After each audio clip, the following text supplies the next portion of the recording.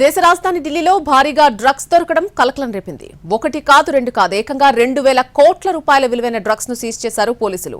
ఈ దందా వెనుక ఎవరున్నారనే కోణంలో విచారణ జరుపుతున్నారు. అంతర్జాతీయ డ్రగ్స్ స్మగ్లింగ్ సిండికేట్ హస్తం ఉందని ఢిల్లీ పోలీసులు అనుమానిస్తున్నారు.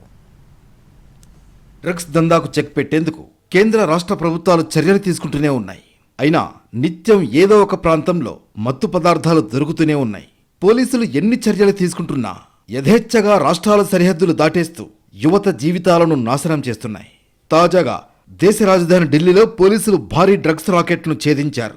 సౌత్ ఢిల్లీలో తనిఖీలు నిర్వహించిన పోలీసులు ఏకంగా 560 కేజీల కొకైన్ను సీజ్ చేశారు. 4గురిని అరెస్ట్ చేశారు. పట్టుబడిన కొకైన్ విలువ 2,000 కోట్లుంటుందని పోలీసులు చెబుతున్నారు. పట్టుబడిన 560 కిలోల కొకైన్తో దాదాపు 50 లక్షల డోసులు తయారు చేసి మార్కెట్లో విక్రయిస్తారని పోలీసులు అంటున్నారు.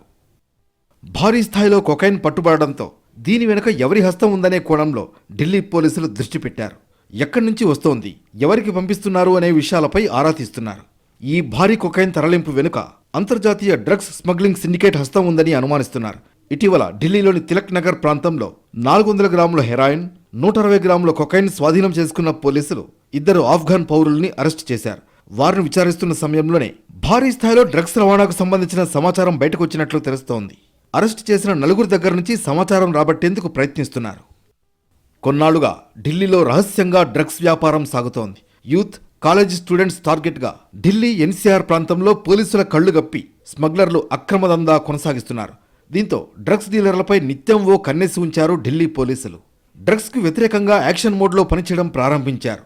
విదేశాల నుంచి పెద్ద ఎత్తున కొకైన్ను తెస్తున్నారని, ఢిల్లీతో పాటు దేశంలోని ఇతర ప్రాంతాలకు కొకైన్ను డెలివరీ చేయబోతున్నారని పోలీసులకు తెలిసింది. పక్కా సమాచారంతో పెద్ద మొత్తంలో డ్రగ్స్ను స్వాధీనం చేసుకున్నారు.